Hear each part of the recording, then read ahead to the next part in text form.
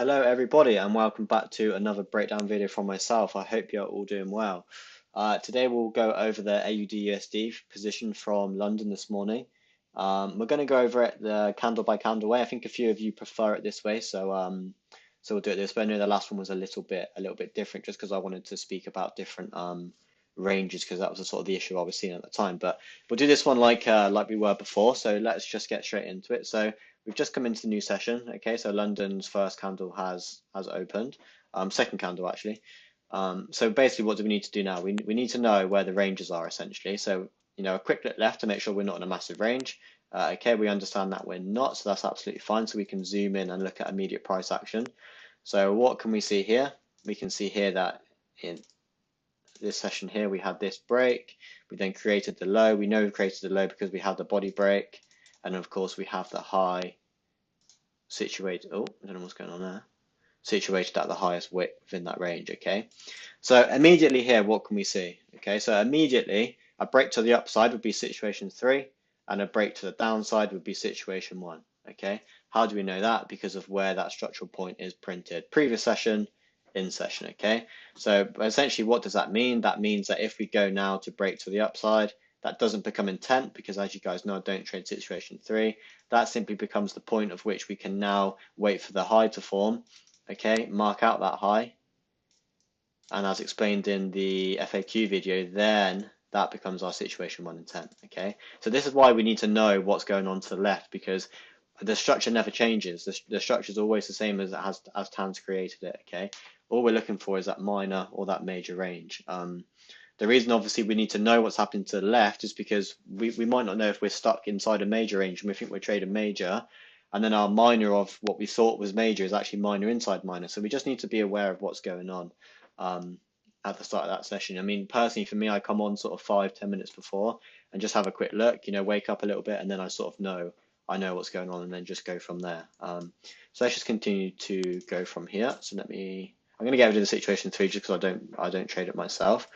So let's continue to play and see what happens. Okay, so at this point here, as we know that we're inside the major range, we've just created high, right? Because we've had that pullback, and then we need to wait for the minor low to be created in the same way with a body break. So at this point here, we have both ranges in play. Okay, let me change the colors. So we'll have minor as, let's go black, and then obviously the major as the blue. Cool, let's continue to play and see what happens. Okay, so at this point here, what do we, no we don't, the next one. At this point here, what do we get? We get that intent to the downside for that situation 2. So let's mark out impulsive OB.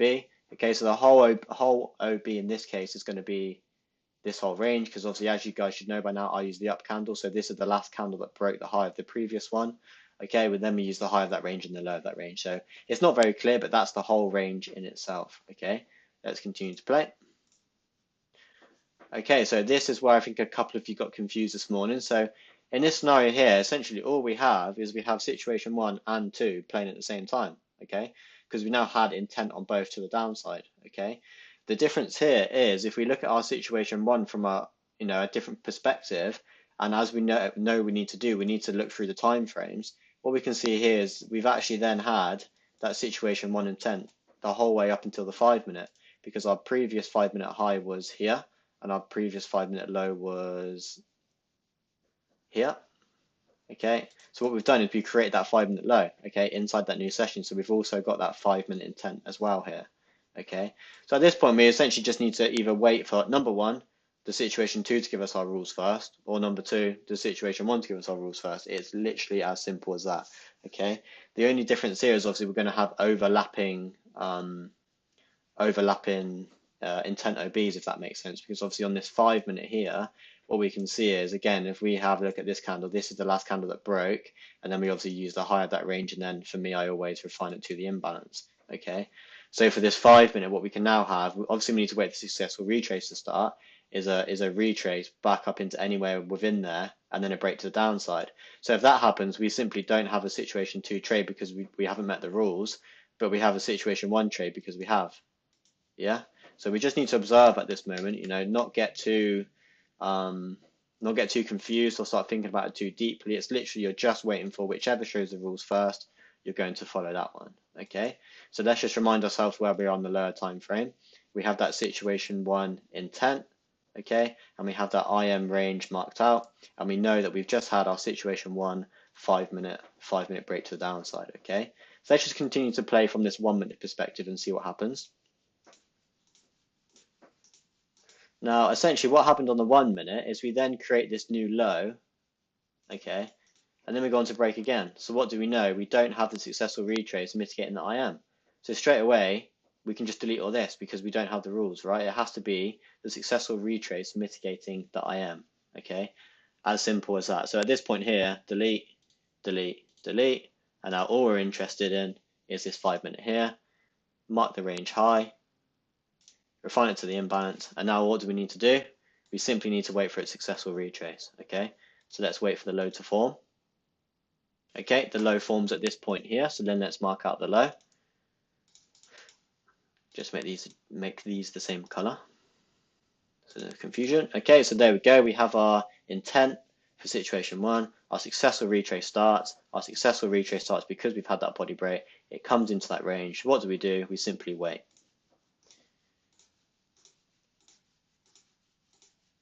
Okay, and then what do we get? We get a nice move to the downside. Now, a few of you said, why did you post the 3 minute rather than the 5 minute?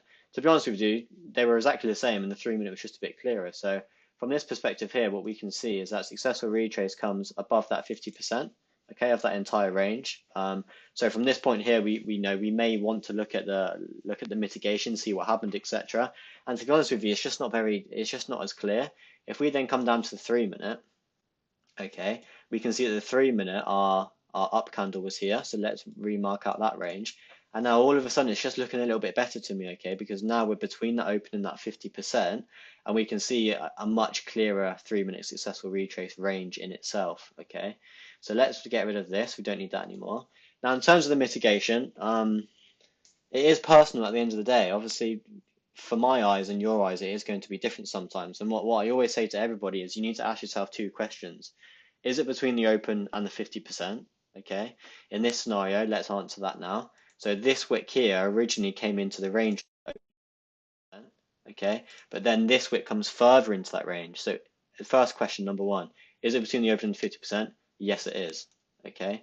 Second question, does it look clear to you? Are you happy to trade that on a high probability perspective? To me, yes, I was. Okay. If you say no, then that's absolutely fine. You don't have to be exactly the same. You just look on the lower time frame.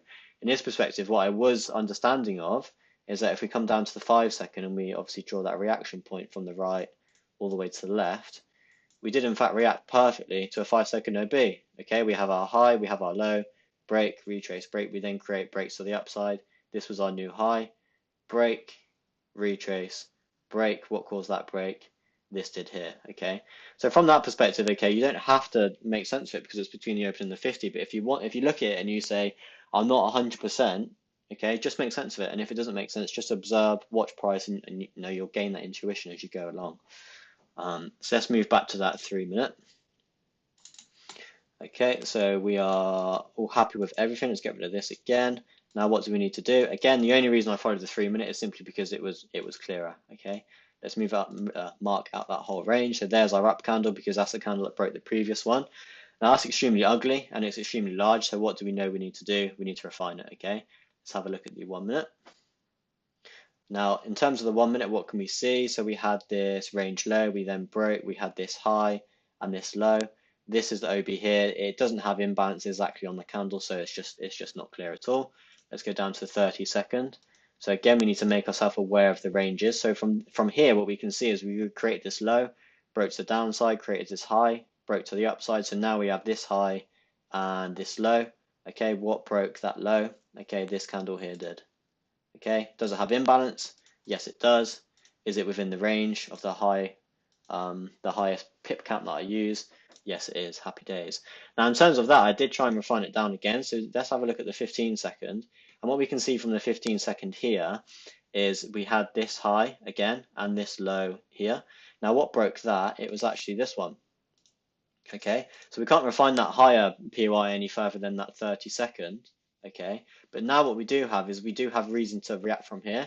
Now, simply because we then had two reaction points, I just wanted to refine again, just because obviously the more reaction points you have, the potential of more exposure on your account. So then I dropped down to the 5 second. Now, in this scenario here, if we then look again at our ranges, we had this low, this high, broke. We then broke to the upside to create this high. Okay, work back to find the low. In this scenario here, we can't refine that top range any further. However, we can refine this range. Okay, because we know that when we refine, it still needs to follow the rules of being an OB, doesn't it? It needs to cause a major break of structure. So that was the only two POIs that were available to me. So we have POI number one, which is that nice small little 5 second one, and then we have a larger POI at the top. I'm happy to have two. I'm happy for it to be that size because our base time frame is high probability. Okay, the mitigations between the open and the 50%, we had nice momentum to the downside. We've also seen that it reacted perfectly to a 5 second POI.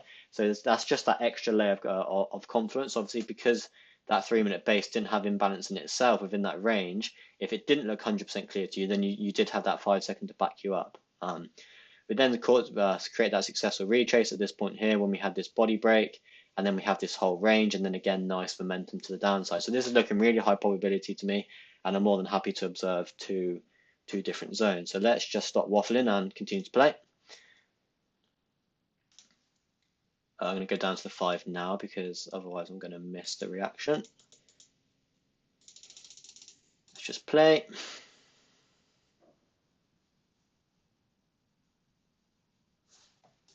Okay, so I believe my alert went off here. I think it was this one here, because I obviously set it just before. So at this point here, you're just waiting for that high to be taken and that POI to be met. Okay, so there we go. We have that POI met. Now, what do we need to do? First of all, we need to make sure we're looking at major structure. Okay, yes, we are. We don't want to get caught up trading minor when we don't mean to. Let's get rid of this for now. Work back to find your low. We can see that we have this body break here. What do? We use the lowest point for our low. Okay, all nice and simple. And let's have a look. So I check the 15 second to make sure you know where the 15-second low is. Completely forgot to say that. 15-second low is way lower. So we need to be aware that if we get a small break, then we only need to worry about the 5 second. But if we then get an impulsive break to the downside, we need to understand that we will have broken that 15-second as well. Okay, just like in the. Let's go back to here. Okay, oh, my bad. Didn't mean to do that. We then create a new high.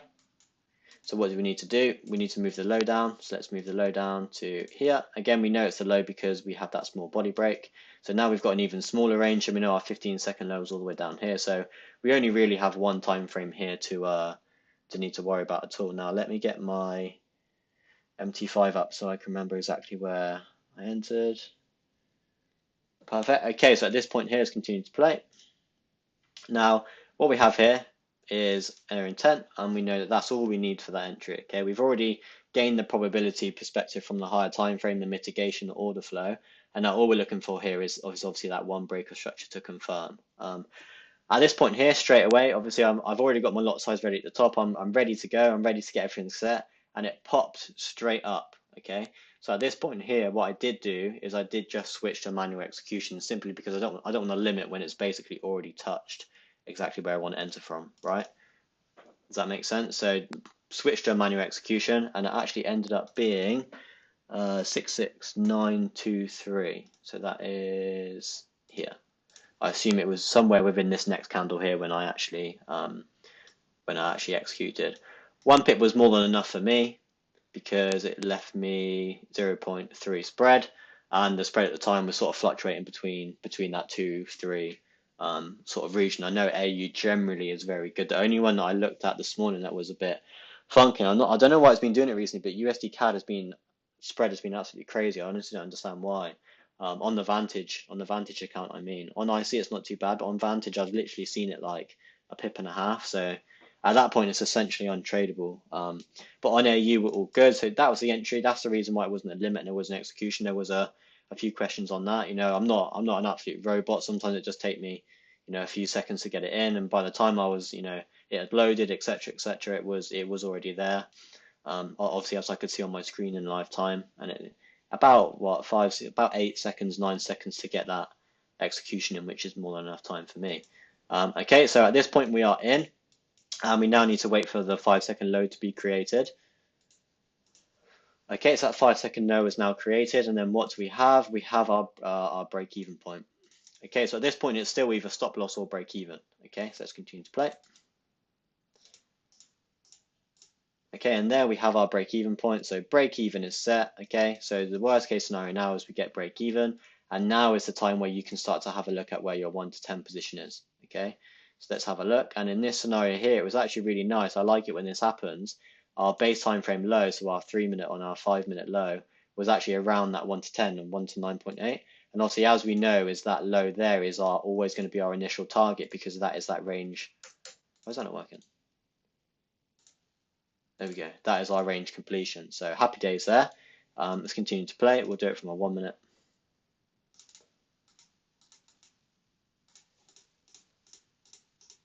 Okay, and as we can see, we go on to break that low, and then we hit that 1 to 10 point. And that partial is taken. So happy days. I think that all should make sense to you now. Any questions I did have this morning, I made sure to cover. And to be honest with you, that is a textbook sessions model trade. I don't think there was too much confusion with that one. I think a few of you missed it just because it was quite fast, but other than that, I can't think of any other questions I had. The only other one was, why did I take 8R? It's December, it's almost Christmas. I'm more than happy to take more profit, as I have been doing this month and at the end of last month. So I hope that was helpful. Obviously, if we continue to play, what we can see is I then got the rest got taken break even. I wasn't really looking from a higher time frame perspective, to be honest. This is from a question from somebody this morning. So I was aware that we did have a swing potential. However, obviously nothing's guaranteed. Obviously, because at this point here we do have our weekly highs all the way up here, so we can come anywhere. Let's get rid of this. Anywhere from up to here. So there's no guarantee that we're going to react from here and then continue down to that low. We can push up further, even liquidity grab, and then go for that push down. So yeah, so I took that 8R, 20% left to run, and then that 20% did hit break even, which is absolutely fine. So I hope that was helpful, and as always, any questions, just let me know and I will get back to you.